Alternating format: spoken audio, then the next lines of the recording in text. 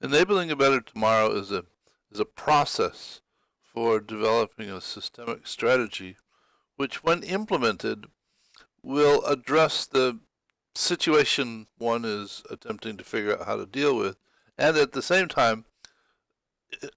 improving the likelihood that implementing the strategy won't create unintended consequences which simply create new problems that have to be dealt with after the fact. Well, this process has a number of steps or stages in it, and for each one of them there will be a more detailed model and a video that describes that component of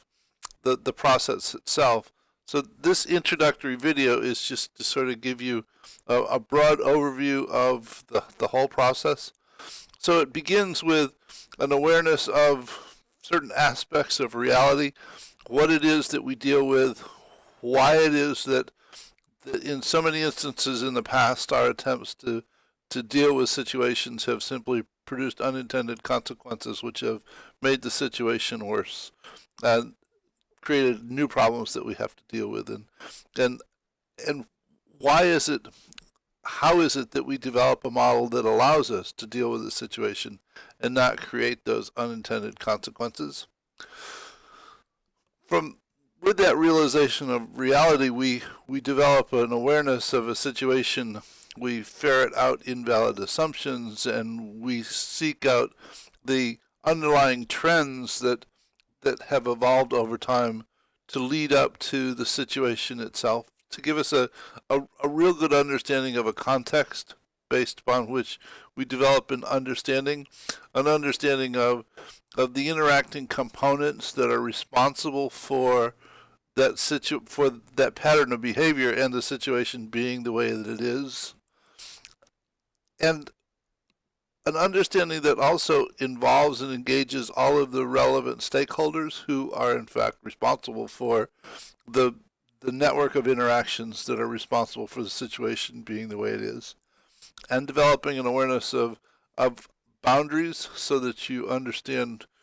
which elements of the interactions are the responsible of which stakeholders, and which things are influencing the situation though are outside of the set of responsibilities of the stakeholders, which you then have to figure out how to deal with because you can't change them because none of the stakeholders are responsible for them. So once the understanding is developed, then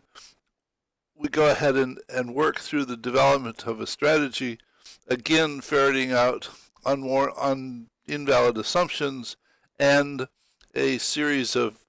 very well-defined approaches to dealing with networks of interaction. Where are the leverage points that allow us to work with that network in a meaningful way?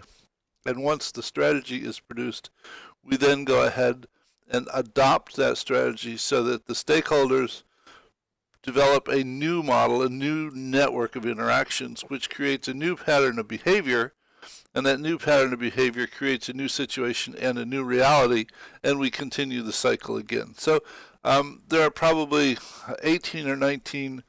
additional videos and models in this series, and they are to follow shortly. So hope this has been a sufficient introduction to get you interested in watching the rest of the videos. So see you again soon. Bye.